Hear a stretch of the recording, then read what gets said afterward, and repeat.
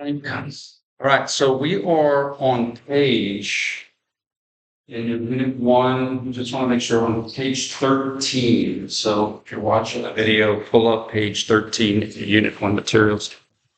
And we are, I like to say, I'm going to get you to a place today. I'm going to get you, like, say, to Alexandria. I don't know how we're going to get there. We might go through Houston, we might go through Mississippi, but we're going to get to where we need to get, okay? So it might seem I'm jumping around, but know that all these concepts are going to come together and hopefully make sense at the end of class with planes and axes. So what I wanted to give you is a couple of translatory illusions, okay? We talked about last class how motion is made up of either pure translation, pure straight line shift, up, down, left, right, front, back. Pure rotation where there's spin, but the object isn't going anywhere. The center of mass isn't going anywhere. So like pure translation would be like the basketball going up, down, left, right, front, back. Pure spin would be like the basketball. I haven't done this in years, but like the basketball, if you try to spin the basketball.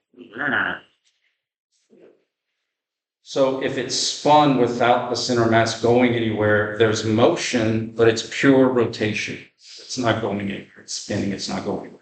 Because think about it. The right side of the ball as it spins is going this way. This side of the ball is going that way. This side of the ball is going. Every point is going in a different linear direction. They're all going all over the place. Okay.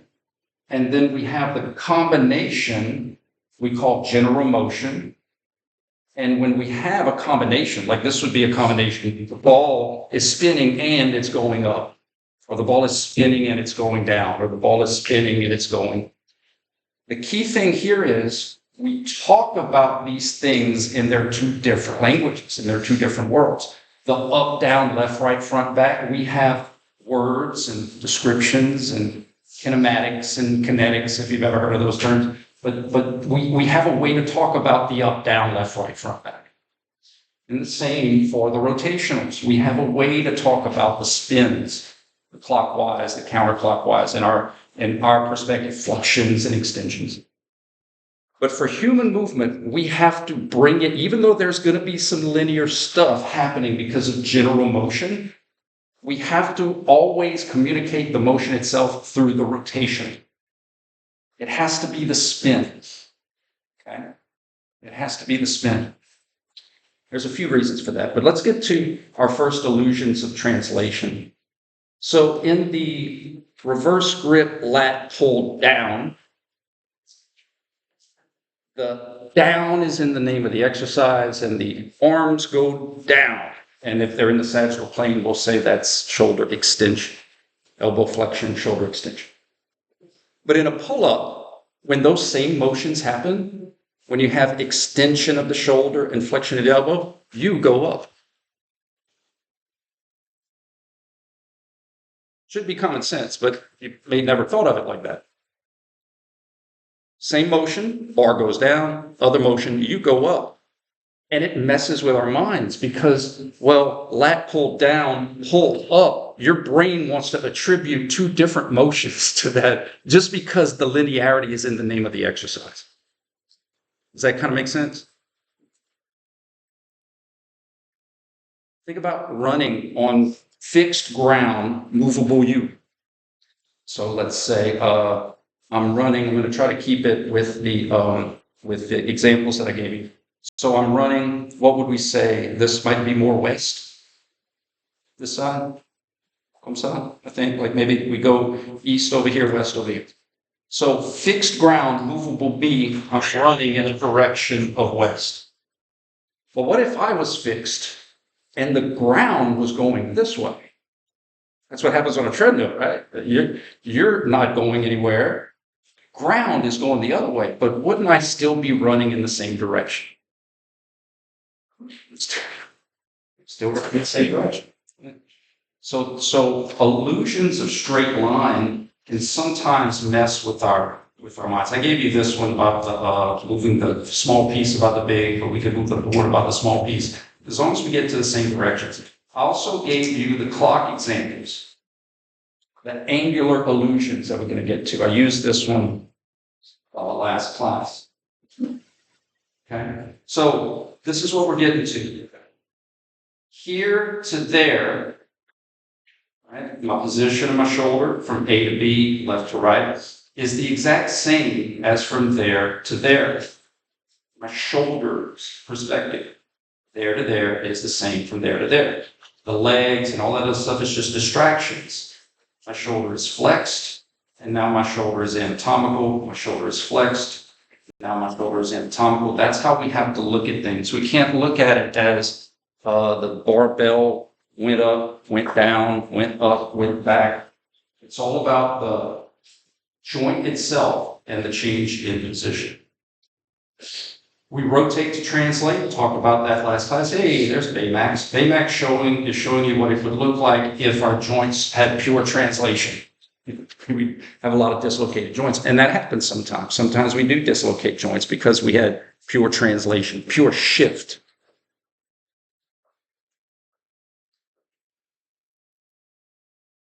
ACL tears is usually because there was a shift in bone where it wasn't supposed to shift.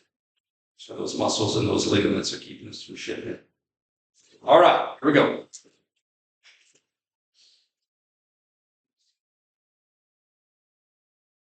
Sometimes defining words is very, very important for clarity, making sure we're all on the same page. Is anybody, like when you think about some words that we know what they are, but then you try to define them, like what is time?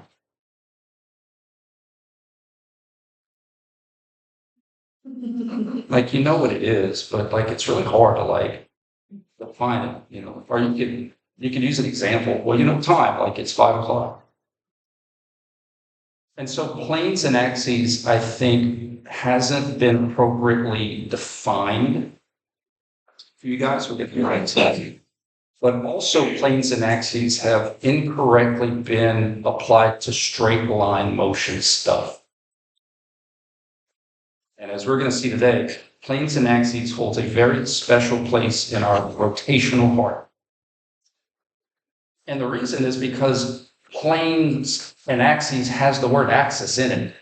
They're always used together. You know, peanut butter and jelly, planes and axes. And we know that an axis is a fixed point about which something spins. So that tells us that planes has to do with something that spins. This gets confusing with imaging. If you're doing X-rays, you may do like an AP lateral, but that's a view, a two-dimensional view.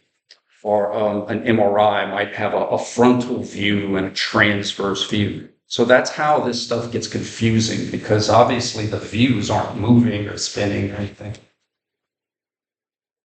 But for our class, I'm going to teach you how planes and axes are very specific to rotations. And hopefully we'll make it make sense, okay? So before we get into what they are and how they work, does this make sense?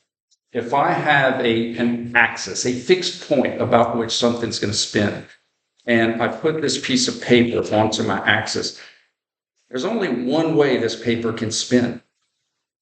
I can't rotate it like this, like all the way around, and I can't do it like this. The only way that paper could spin is in a very specific type of way, which happens to be perpendicular to the axis itself. Okay? If I move the axis, I got to move the paper about which it spins. Okay. So that's the first thing, is that planes and axes will always be perpendicular to each other. Now, we have 3 dimensions of motion, 3D, right? 3 dimensions. Maybe in basic physics, you talk about the X, the Y, the Z. If you're watching a movie, you're going to probably see it in 2 dimensions, the up, down, the left, right. And if you have special glasses, you see the 3rd dimension coming out at you. Right? So what do we know about each dimension?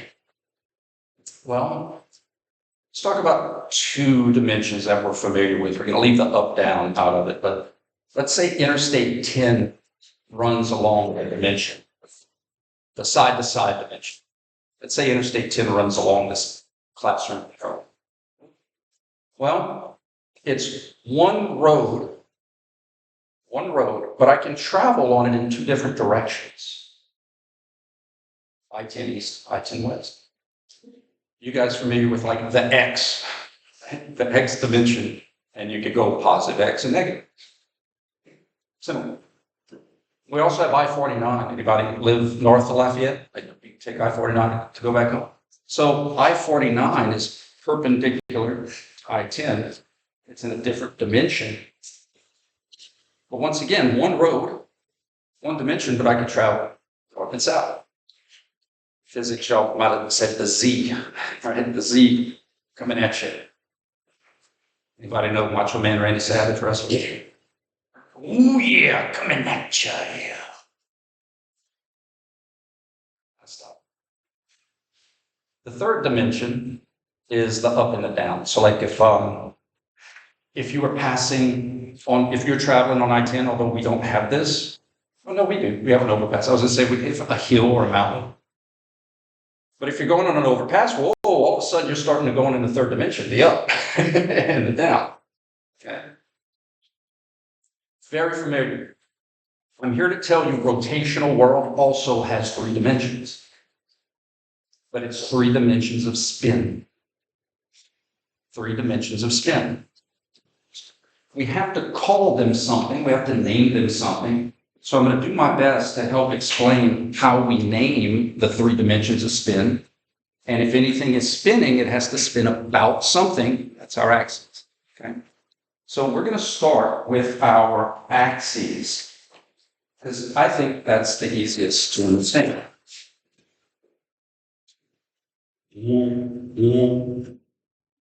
What do we know? Front of class? Back of class. You have a dimension of spin that can rotate about an axis that goes from the front of something to the back of something. In physics, y'all might say the z-axis. Right? In biomechanics, we say the anterior-posterior axis. A similar concept, just that's what we say in biomechanics, the anterior-posterior, coming from your front to your back. Okay? So the AP axis is a fixed point about which objects can rotate in a plane. There's only one way an object can rotate about this anterior-posterior axis, like I just demonstrated with the piece of paper. Here's our anterior-posterior axis. The only way something can spin about it is perpendicular. So this is rotation in a specific plane. We call this plane the frontal plane. But here's what's important. Frontal plane motion for us is spin, is rotation. This is not frontal plane motion. It has to spin. It's all going to hopefully come back to make sense when we get into joint motions, okay? Frontal plane rotations spin about an anterior-posterior axis. Cool. The confusion is if I'm going to watch, how many of you have younger siblings? So like younger siblings, some of them are like, I think they're interesting, but they just be like, see this, it's an emergency. You run outside and you're just like, watch this cartwheel. So if you were going to watch your little brother, sister, cousin do a cartwheel, the view, they're going to be spinning in their frontal plane about their anterior posterior axis. But if you wanted to get the best view of that cartwheel, you don't want to stand to the side. You don't want to stand over the top. You want to see the spin with a frontal view of frontal plane spin. I think that's where the confusion comes from. We're talking about like imaging, X-rays, MRIs.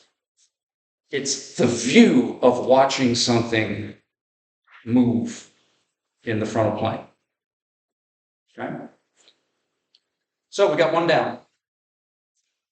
How many different ways can something spin? I set you up. I gave you, not set you up for bad things, set you up for good things. I said Interstate 10 is one road in one dimension, but we could travel two different ways on I-10. This is one road. This is traveling on the road. How many different ways can this CD spin in the frontal plane? Absolutely, two, just like linear. We call it clockwise and counterclockwise. Mechanically, in our bodies, we're going to have things like flexions and extensions, abductions and adductions, left transverse, right transverse. They're always coupled. That's why. Two different ways to spin in each plane. Okay. Anterior, posterior, frontal. Giving you some examples of where we have anterior, posterior axes.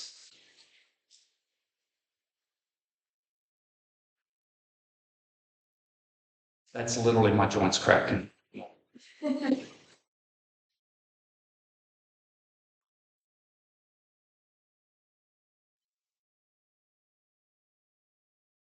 Some examples, okay? Some of you, and it doesn't matter to me, I just want right answers. Some of you, if I say, what plane is this rotating in? Some of you will be able to see the spin. Some of you might have to see the axis and then figure out the spin. Both of them are 100% okay because it's going to get you to the same place. Makes sense? So you do what works for you. All right. Front of class, back of class. Where are the sides of class? Yeah. And we've established we really don't know the right side from the left side. It depends on perspective. My right, your right. But at least we know these are the sides. We have an axis that runs side to side. We call it the bilateral axis. Not hard stuff. Bilateral axis, two-sided axis. Objects can rotate about the bilateral axis, but only in a very specific dimension, a very specific plane. We call this the sagittal. Sagittal plane rotations occur about a bilateral axis. How many different ways can something spin in a sagittal plane? All day. And on holidays and Labor Day. Especially Labor Day. Well, what do you call the two different types of spin? We could call it clockwise, counterclockwise, depending on how we see it. In the body, we're going to say flexions and extensions.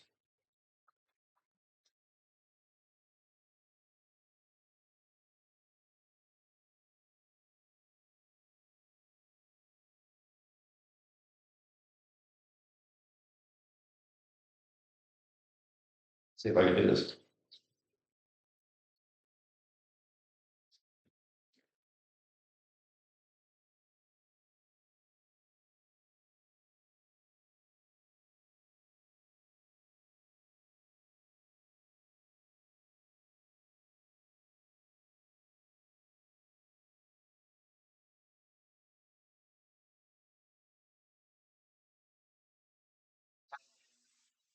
Money from my son who was not happy.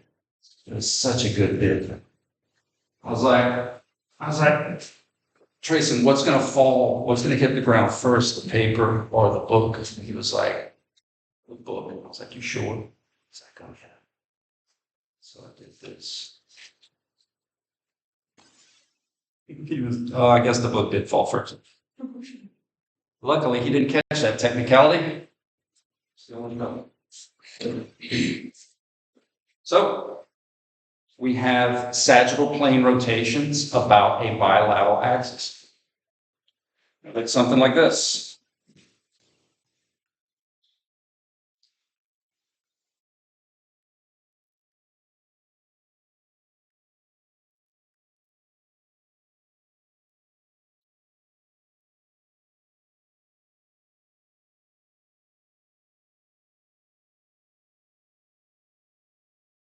So what have y'all noticed so far, how I teach you? You may have seen a textbook that has like the planes and the axes in it, but they don't develop the concept any further from there. Like look at this one. They always make it about the human body, the whole body, which for them it's the center of mass. So like that would be like if I was somehow Simone Biles and I could literally just start flipping.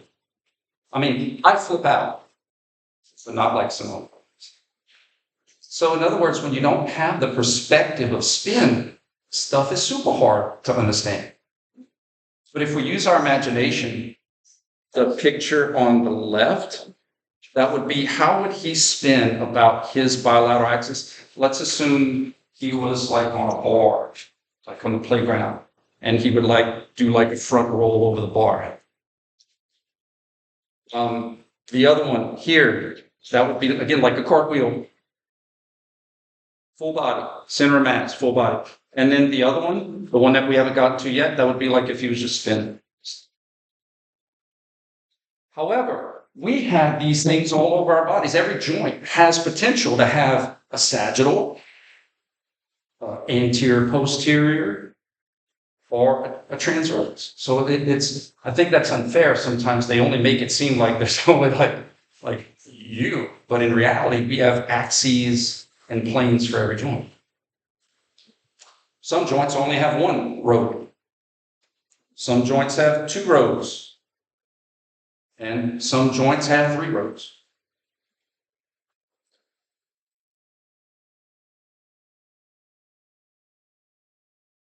Let's get to the last one, and then we can start out some fun. The last dimension, so we've covered all the parts of class, the front, the back, the side to side. It's on one level, the up and the down. And we're going to call that the polar axis, like the poles. You guys, it's important to understand, some people will call it longitudinal. Some people, my mama calls it cat aminu. I mean, it's the same critter. It's just sometimes different people, different cultures, different.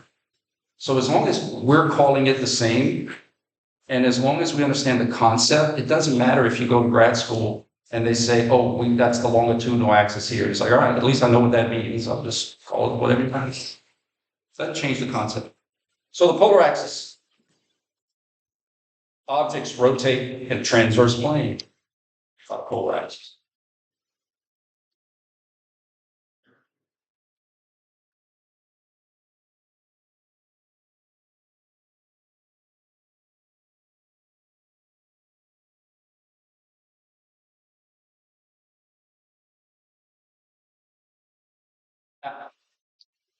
That is what I call robot world. You have, anybody know what an Etch-a-Sketch is? Yay! I'm always worried that like those things are gonna be gone. And yeah, I think I saw one at the Smithsonian Museum. An Etch-a-Sketch just has 2 knobs, but with the combination of those 2 knobs, you can make beautiful art, or in my case, doodles. But here's the key. We have 3 dimensions of rotational motion, but there's infinitely many combinations of those things. No different than we have north, south, east, west, but I could travel northeast, I could travel southwest, I could travel north, northeast. It's the same concept. Sagittal, frontal. So what's this? It's just a combination of sagittal and frontal. It's not a separate thing. It's some of it spun this way at the same time as some of it spun that way. And when you do that together, you go out in a combination. On the test, and I think Grace can validate this, when you're doing things like push-ups and pull-ups, it's really hard to keep everything in one plane. So on the test, I'll use verbiage like, okay, guys, tell me what's happening to the shoulders in his sagittal plane. So that immediately tells you I want the flexion and extension component of what's happening. That's like saying if you're traveling northeast, I might say, tell me how many miles you traveled north. No disrespect to east. I'm just seeing if you could tell me the northern part. Does that make any kind of sense? All right? Okay. Any questions? Now we're about to throw you an off-speed pitch. Any questions about the basics of how axes and planes came about? Objects rotate in planes. Objects rotate about axes. Guys, that's going to be a test question. And I'm telling you, if I ask you for a plane, don't give me an axis. And if I ask you for an axis, don't give me a plane. Like, you got to make your 2-foot putts. You can't miss your 2-foot putts. So there's going to be some questions that I'm literally giving to you. And the only thing I'm warning you about is if I say, what plane is this motion happening in? And I might have 3 axes on there, and they may all look tempting as heck. That's why I give you scratch paper for the test. Okay, he's asking me about an axis. My only options are bilateral, AP, or polar. My option for an axis is not frontal. Stuff like that. Okay. Yes, sir. You said objects rotate in planes and planes rotate about axis. Objects rotate in planes. Objects rotate about axes.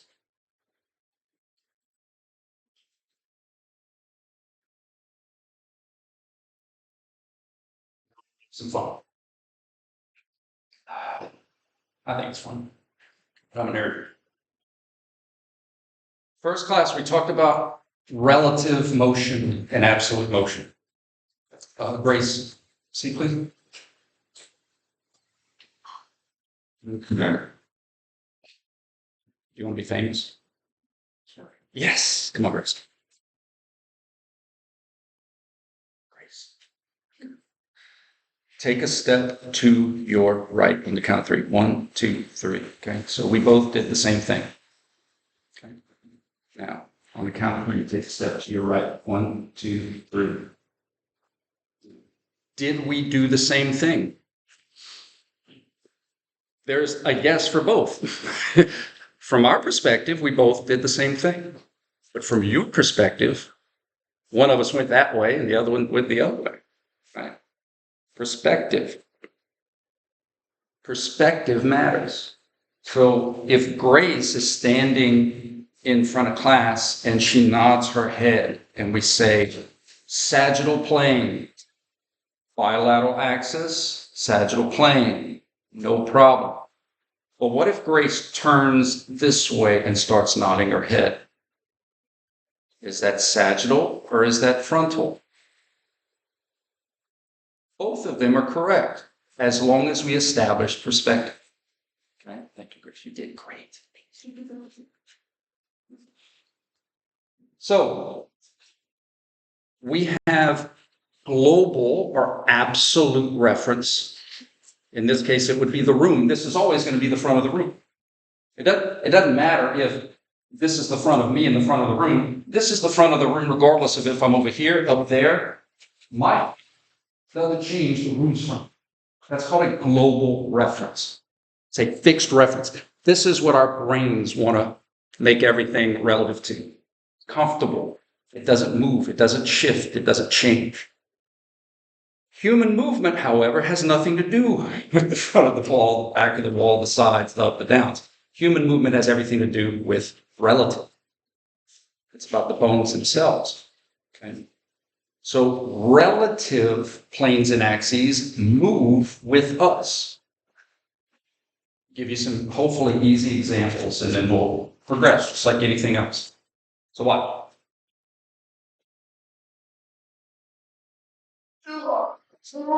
Jackson. Bilateral, sagittal. Cool.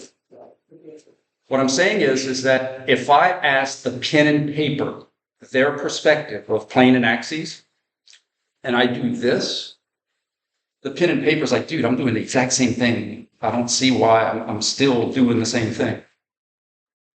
You see a different plane, a different axis.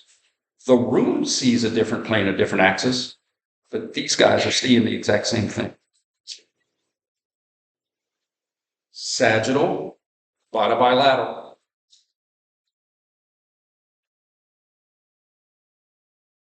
I'm doing the exact same thing. So for me, as I move, my planes and axes move with me. I'm still in my sagittal about my bilateral. Think of it like this. This is the side of my neck. Why wouldn't this still be the side of my neck? This is the front of my neck. Why wouldn't this still be the front of my neck? Make sense? So all of our joint motions, every person you're analyzing has to be from their perspective. Even though you're analyzing them, it's their bones, it's their joints, it's their muscles, it's their planes and their axes. Okay? So, example, this would be rotation in the room sagittal and my sagittal. So on the test, I don't have to give you perspective because they're sharing the same perspective. I might say, what axis is this motion happening in? You're like, bilateral. What plane is this motion happening in? Say sagittal. But if I do something like this, and I say, what axis is this happening about? I need to give you a perspective. Because my perspective of planes and axes is different than your perspective of planes and axes, and that's okay as long as we communicate. As long as we communicate. Anybody colorblind? My grandfather was colorblind. I would never tell my grandfather, "What are you stupid? You don't know the difference between red and green?" You know? Of course not. So it's all about how we perceive it, and we just communicate. This rotation is happening in the frontal plane globally, but it's happening in my sagittal plane locally. Both of them are right. Both of them communicate. It's important for us to know, though, that moving forward, when we get into joints, motion, and analysis, it has to be from the person's perspective that you are analyzing. It's tempting to make it about you. You can become them. What I mean by that is if you're analyzing something, you could say, well, what if I did it? Nothing wrong with that. You can empathize with the scenario, but it has to be about their perspective. A big one, not even planes and axes, is just rights and lefts. How many people miss right and lefts? When you were in biology lab, you were supposed to identify like the difference between the right femur and the left femur. You all remember that? Right humerus versus the left humerus. So if this is my right humerus, why in the world wouldn't this be my right shoulder? So the trick is you may be looking at me and your ring the bell salivate is going to want to say left shoulder because it's your left. But this is about my analysis. This is about my rehab. This is about my muscles. This is about my form. I can't tell you how many times a right-handed golfer is trying to help a left-handed golfer and giving the wrong information because they can't mirror it. Understand? So relative perspective. You guys who took exercise physiology, y'all remember like absolute VO2 and relative VO2? It's the same thing, just in physics, just in human motion. It's relative to the person. Let's do some practice, okay? Let's do some practice. All I'm asking you to do is identify the plane and the axis, and I'm going to mix in some global and local references. Remember, global is fixed reference. What does the room see? What do you see in the room? Relative is what would I see? How is it rotating in my planes and axes? Because as I move, my planes and axes move with me. This is still the sides of me when I'm here or when I'm here. It doesn't change what's in the front and what's in the back. All right, let's practice. We're going to start off easy. Don't answer out loud. Give it some thought. I'm asking you to identify the plane of spin and what axis about which that spin occurred. Okay, what plane?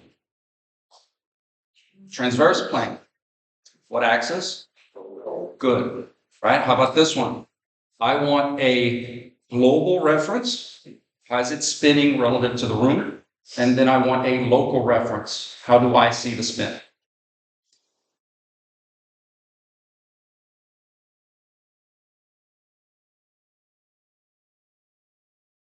Give you a little help.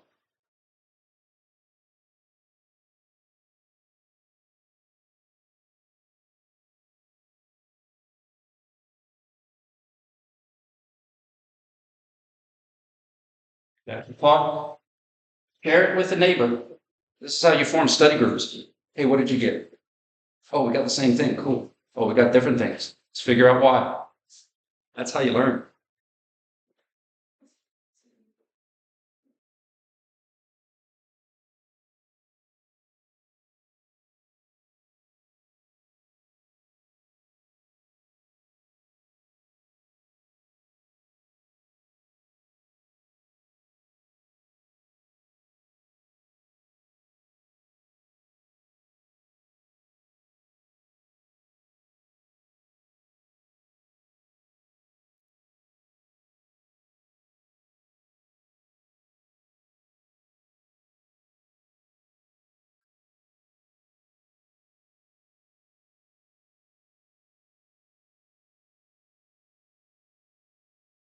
And listen, I'm telling you, just from experience, some of you will be able to see spin first and then figure out axis. But there's others that literally have to see the axis first and then figure out the spin. Both approaches are okay as long as we're getting to the same place. So if plane isn't working for you first, try axis. Try the point about which the spin is happening, and then communicate the spin, because the planes and the axes, guys, they're married, and the divorce rate is 0. Because if you move one, even if it's relative, the other has to move with it. You can't have frontal plane spin happening about a bilateral axis. You can't. I demonstrated that with the PVC pipe. You know, I can't have something spin into the pipe. If I can't have something spin into the pipe, I can have something spin about the pipe. I wish I had a coat hanger. Do a little. Okay. So as we move the pipe, we're going to move the spin. All right. Globally, I rotated my head in the frontal plane, in the class's frontal plane. Locally, for me, it was still my transverse plane. My transverse, the room's frontal. Why are these important to learn and develop? It's going to help us with our illusions. It's going to help us to see, oh, my brain wants me to think that it's this motion. I'll give you an example. On the test, I'm going to give you something like, and I know you guys love it, on the test he's going to ask, I might not. I don't write the test yet.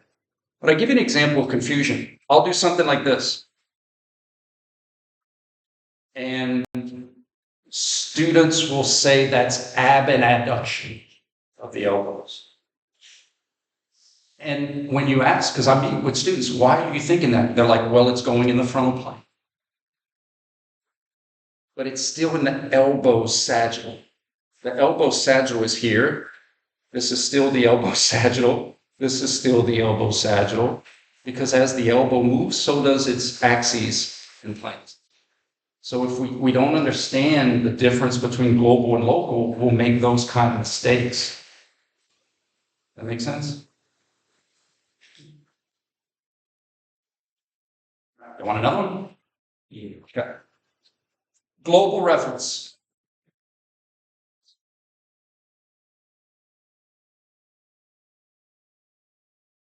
I'm inspired by Michael Jackson.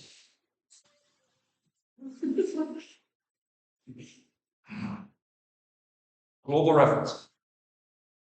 Don't pay attention to my thumb. I'm just trying to show you when it's a habit I have when I'm trying to teach you hip rotation. It looks like it's spinning in, but it's actually spinning out. So I have a habit of using my thumb. But this isn't where the axis is. Wouldn't the axis be?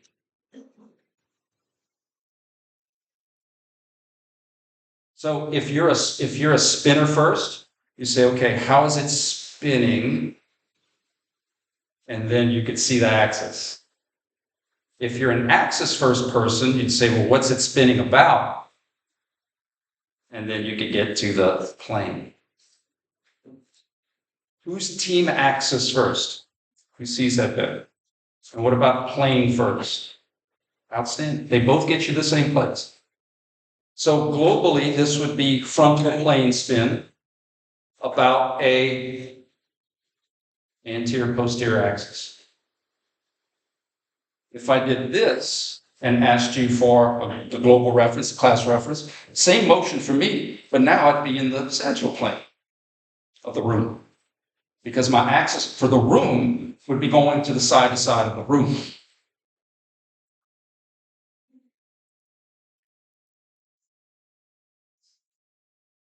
Oh yeah, absolutely. But I have to give you, unless it doesn't matter. Like, in other words, I gave that example, like if the room and I are seeing the same thing, then it doesn't matter that I tell you local or global, because we're both seeing the same thing. But if we're not seeing the same thing, absolutely, I have to give you that information. How is my joint moving from a global reference, from the room's reference? And my hip is moving about the room's bilateral axis. But for me, it's moving about my anterior posterior. And I know it may seem confusing right now, but that's why we practice. And I promise, if you get these concepts now, it will make getting into complex joint motions a lot easier to understand. Because we can use the planes and the axes to understand certain tricky motions that are going to come up throughout the body. Okay? Our joint motions are locally referenced. Locally referenced. Think of it like this. Football season is about to start, so I'm going to use a football analogy. A global reference is kind of like how the crowd in the stands is watching the game. You're in the stands, that end zone's always going to be there, that end zone's always going to be there. The players are moving around, but from the stadium view of the field, as a fan's perspective, the layout of the field is the same. The coach has a different perspective. And in this case, the coach is like your eyes. What does the coach see? And in the case of this analogy, the joints and the muscles at the joints of the players. And my eyes might be seeing sagittal, but that doesn't mean my elbow, who's a player, has to also be going sagittal to my eyes. Like, players can do their own thing about their own perspective. One way we get everybody on the same page, making sure that we're on the same page before we branch out. I think you know exactly what I'm talking about. Any sport or something, before you go off into team drills or before you go off in small groups, you huddle up and you make sure everybody's on the same page, and then you break it. That's what anatomical position is. Anatomical position is home base, a starting point to make sure we all understand where everybody is, where all of our planes and axes are, and then go out and have fun.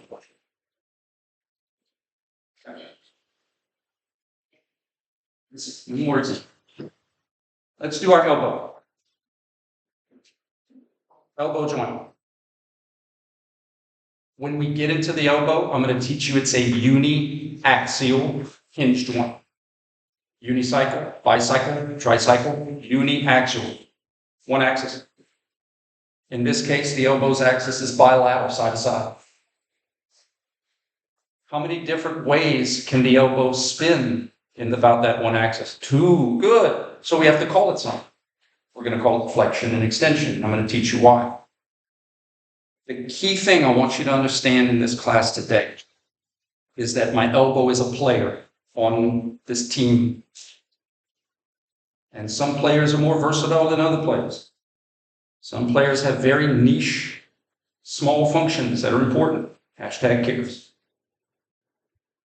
Bilateral axis, the inside of my elbow, the outside of my elbow, the medial part of my elbow, the lateral part of my elbow, side to side.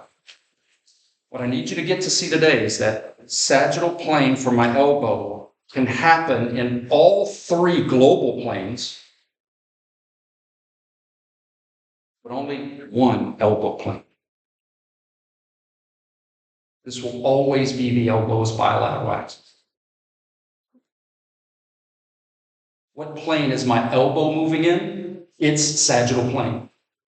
It's sagittal plane. It's sagittal plane. But our brains are going to want to say, ooh, frontal must be ab and adduction. Ooh, transverse must be elbow rotation. The elbow's like, dude, I'm doing the same thing. I don't know what y'all talking. So we have to extract global from local, because the global is what's going to mess with our minds, because we're used to making things relative to our minutes. That make sense? Any questions?